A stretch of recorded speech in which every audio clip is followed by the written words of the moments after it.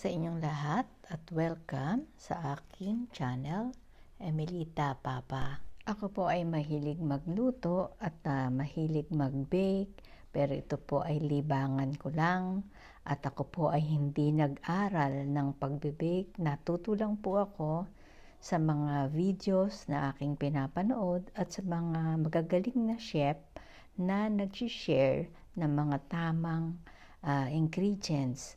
So ako po ay mahilig magbasa at mahilig mag-aral ng mga tutorial, kaya akin pong natututunan kung ano ang tamang procedure ng paggawa ng cake. Kung meron nan pong pagkakamali, pwede po kayong mag-comment para po maitama natin ang ating ginagawa. So dito po sa ating bagong video, akin pong ipapakita sa inyo yung eksaktong procedure kung paano ko ginawa itong pistachio cake na sobrang paborito ko na siya kasi para kang kumakain ng ice cream. Hindi lang siya cake. So parang kumakain ka rin ng ice cream. Ang paggawa ng cake na ito ay wala sa plano kasi parang medyo wala ako sa mood gumawa. Kaya lang dahil nga birthday ng aking bunsong apo na si Raya at kumpleto naman tayo sa lahat ng mga gagamiting ingredients, so nag-warm up muna at ginawa ko na itong cake na to. So itong cake na to, first time kong ginawa yung ganitong ingredients na merong lemon, merong sour cream. Pangkaraniwan kasi sa mga ginagawa kong cake, mas mahilig akong gumawa ng chiffon cake. Mas madali siyang gawin at mas masarap para sa akin ang chiffon. Hindi katulad ng moist cake.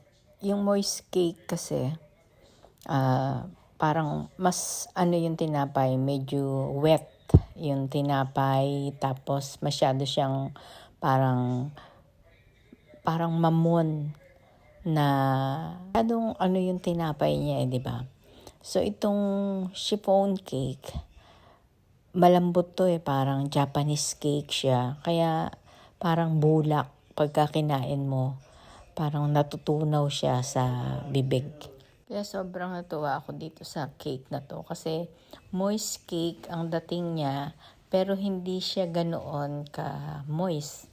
Hindi naman siya dry. Para siyang chiffon na hawig ng chiffon na medyo makapal yung kanyang pagkatinapay. So dito gumagawa na pala ako ng butter at medyo room temperature yung ating butter para hindi mahirapan yung ating mixer. Tapos hahaluan ko yan ng powder sugar. Nagbawas ako ng powder sugar dyan para less yung tamis niya. And then after ng powder sugar, ilalagyan na natin siya ng pistachio, yung ating giniling na ground pistachio, para yung filling at saka yung ginawa nating butter kanina, di ba? Nilagyan ko ng pistachio, pati yung filling ay lalagyan natin ng maraming pistachio para as in talaga pistachio talaga siya. Lahat ng kagatin mo may pistachio. Naglagay din ako ng butter na pistachio butter.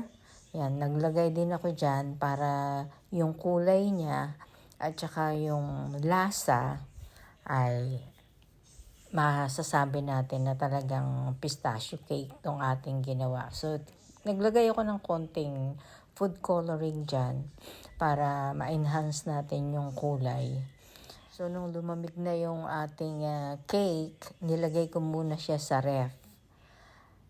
Kasi mas magandang i-assemble ang cake pagka malamig siya para stable siya. So itong ating ginawang buttercream, yung ating pang filling, niready na natin siya. So makikita nyo rito yung ating cake, 'di ba? Hinati natin sa gitna. Yung gitna niya, ang dami pa rin yung pistachio na dinurog. So bawat kagat nga yung pistachio na cake na yan ay mayroong kang mangunguya, may makakagat kang pistachio. Sobrang excited ako dito sa aking ginagawa. First time ko to na gagawa ng may filling, may toppings sa gitna. So, sobrang tuwang-tuwa ako sa aking ginagawa. Nag-enjoy ako dito sa aking ginagawa na cake na ito.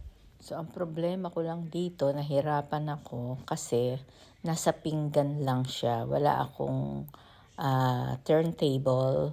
Yung sa cake ba, pagka yung may gumagawa ng cake, di ba nakikita natin yung iniikot-ikot lang nila yung cake para mas mabilis yung kanilang pag-spread ng filling nila. Ako ay pinggan pa lang. So, talagang practice lang muna ang ating ginagawa. Pinagpa-practicean lang muna natin ang pag-design ng mga cake. Okay naman, pang atin-atin lang naman yung cake na yan. Hindi naman yan pang benta. So, pag ikaw ay nagpa-practice ng mga mas natututunan mo kung ano yung mga mali mo, kung ano yung mga marami kang natututunan. Kaya, kailangan kasi, kung gusto mo talagang gumawa, gawin mo as in. Huwag yung manonood or matatakot ka sa paggawa. Kasi pagka hindi mo ginawa, hindi mo matututunan kung ano yung mga mali. Huwag kang matakot kasi hindi naman siya, although minsan makakapanghinayang, di ba? May mga nasasayang. Ganun talaga. Kahit mga nag-aral o mga professional na, pa rin silang mga pagkakamali sa mga ginagawa nilang cakes. O kita nyo, DIY yan. Lang ako ng ziplock. Doon ko inilagay yung aking itatap sa ibabaw na toppings. At hindi ko malaman kung paanong design ang gagawin ko dyan. Kaya yung final design yan ay makikita natin to sa dulo. Kaya panoorin nyo hanggang sa dulo itong video na ito. Lumabas naman na maganda ang ating design dito sa ating pistachio cake na ito. At marami pang sumobra na ground pistachio. Kaya para wag masayang, ginawa ko na lang din siyang design. Ibinudbud ko sa paligid ng cake yung lahat ng pistachio. Ganda naman siyang tignan at mas nakaka-attract dahil nga punong-puno siya ng pistachio nuts buong paligid ng ating cake. Natapos na rin yung ating cake at ito ang kanyang kinalabasan. O diba, ang ganda-ganda naman. So much for watching and see you all again tomorrow. Bye!